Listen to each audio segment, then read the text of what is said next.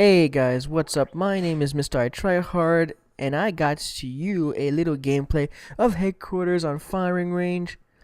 You guys don't see very many headquarters gameplay. You guys see more of the domination or the team deathmatch. I hope this is gonna bring to you a little change of pace, something different. I'm a big fan of headquarters. It just keeps the game moving, just keeps everything in check. You can really tell the people who don't go for the objective when you're playing headquarters. You get to spectate other people playing when you die during a headquarters cap, which I think is interesting for me because at least you get to learn stuff, or you get to point out mistakes and everything else. I hope you guys enjoy this gameplay. I am playing in a full party. Don't get the arrows in the minimap twisted. Yeah, I know it only says that I'm playing with two guys, but this is a full party of uh of my my team. God, I'm gonna say it, but yeah, these guys are really good. And the other team was kind of smack talking. They were accusing me of dashboarding because of my win loss ratio. And when stuff like this happens, you just gotta lay down the law. So we bust out our FAMASs. Actually, I don't need any reason to bust out my FAMAS. I just do it anyway. And and yeah, we just lay down the law. And I do get a pretty good score, but this is not the type of score that you would post on YouTube, because I think I go like 32 and 14, which is it's a good KD. I mean, it's above 2, but for a game of headquarters, I think it's great because gameplays like this, you have to defend the headquarters if you're gonna play like a team objective. If you're actually gonna go for the headquarters, then you're gonna take deaths because you gotta sit on it, you gotta protect it. Rule of thumb is if the headquarters is destroyed and you're still alive, then you're doing something wrong, and you should probably apologize to your team for that. This full party right here, really team oriented, and like I said, I get a good gameplay in my opinion. I'm gonna post a whole lot more of these because I like 99% of the time I'm either playing HQ or demo, which are my two favorite game types because it keeps things real, it keeps things moving too. I mean, you can clearly see the people who don't play the objective when you're playing a headquarters because you actually get to spectate them. I think that's really interesting. Anyhow, enough about this gameplay, man. I want to talk about the FNG podcast because I don't think I do enough rep for the FNG podcast, man. You guys, you hardcore followers, you guys know exactly what I'm talking about. It's a podcast I host with Larry Legend and Verbal 1781 or whatever those numbers are. But anyways, it's an awesome podcast, man, because we've been doing this for like I think it's at least 5 or 6 months. We're on episode 26. We finished recording episode 26 Friday, which is it was yesterday for me, but this is probably gonna be 2 days from you. I'm probably gonna upload this on Sunday.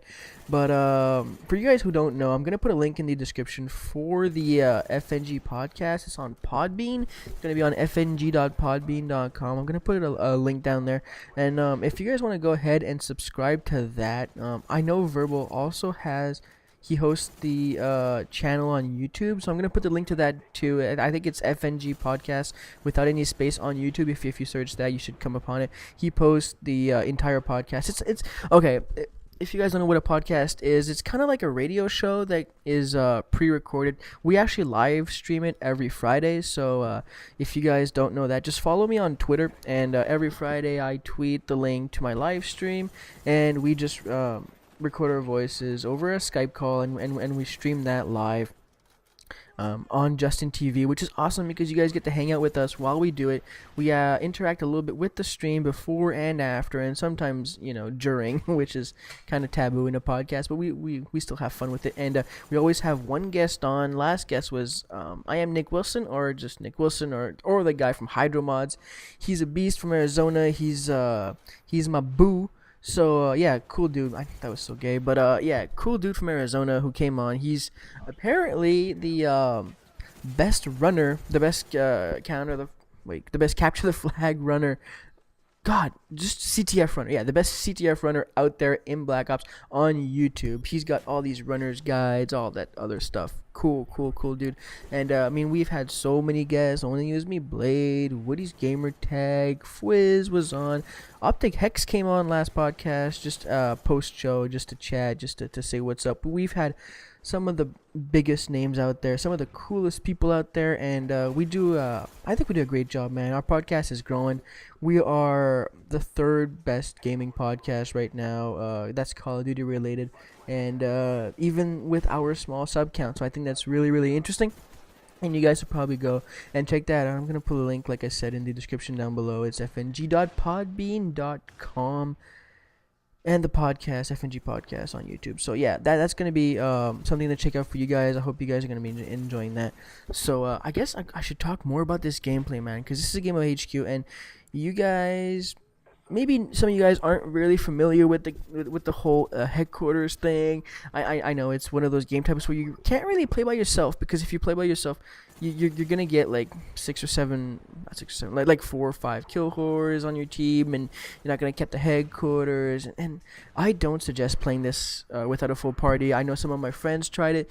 It's not the way to go, just because the objective caps so much faster when you got more than one person on it. If you got only one guy on it, it takes like 20 seconds for you to cap the damn headquarters. And usually people are throwing nades on that, and then stuns and whatnot, and throwing C4 and RPG and the shit out of that thing. So basically what you want to do is you want to run flak jacket. Flak jacket is a must. If you're not running flak jacket, at least on a medium, okay, you can probably get away with it by using like Ghost or something if you're gonna be playing on a small, on a bigger map, just because you can move around more.